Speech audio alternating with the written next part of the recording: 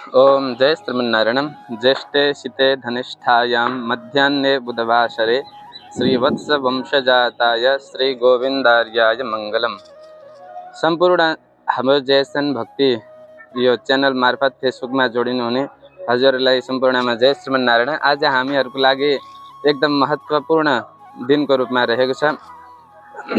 आजभन्दा 73 वर्ष अगाडि भुटानको माउगाउँ भन्ने ठाउँमा 2010 सालमा एउटा यस्तो महापुरुषको जन्म भएको थियो जो वैष्णव जगतलाई मात्रै नभएर सनातन धर्मावलम्बीहरूलाई सद्मार्गमा डोर्याउनको लागि एक महापुरुषको जन्म भएको थियो। श्री गोविन्दाचार्य स्वामीजी महाराजको श्री वत्स गोत्रमा कुलभूषण हुनुभएका श्री गोविन्दाचार्य स्वामीजी महाराजको आज जन्म नक्षत्र धनिष्ठा नक्षत्रमा स्वामीजी अवतरित हुनुभएको थियो। आज स्वामीजी महाराजको शुभ जन्म नक्षत्र रहेको छ। श्री नेपाल देशीय आद्य जगद्गुरु श्री योगीराज स्वामीजी महाराजको प्रिय कान्छो आचार्यको रूपमा श्री स्वामीजी महाराज हुनुहुन्छ।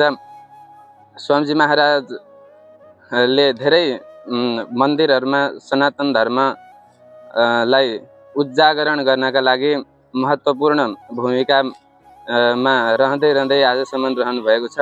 यस्ता स्वामीजी महाराजको देश विदेशमा रहनुहुने श्री वैष्णव परिवार सनातन धर्म प्रेमीहरूमा शुभ जन्म नक्षत्रको हार्दिक मङ्गलमय शुभकामना यहाँहरूमा हामी व्यक्त गर्दछौँ। श्री स्वामीजी महाराजको यो तन्यन पद्यका साथ हामी स्वामीजी महाराजको शुभ जन्म नक्षत्रका लागि हजुरहरूलाई यहाँ नजिकै हुनुहुन्छ यो झापाको आपसमा हुनुहुन्छ भने यहाँहरूलाई माइधा श्री लक्ष्मीनारायण मन्दिरमा अब केही घन्टामा आजै यहाँ स्वामीजी महाराजको शुभ जन्म नक्षत्र बनाइँदैछ।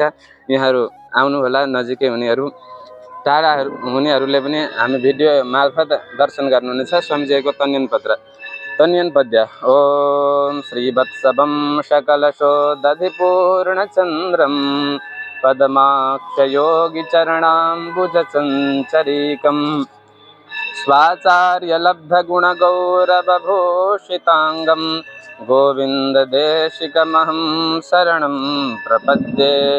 ज्येष्ठे शीते धनिष्ठायां मध्याह्ने बुधवासरे श्रीवत्सवंशजाताय गोविन्दार्याय मङ्गलम। जय श्रीमन्नारायण।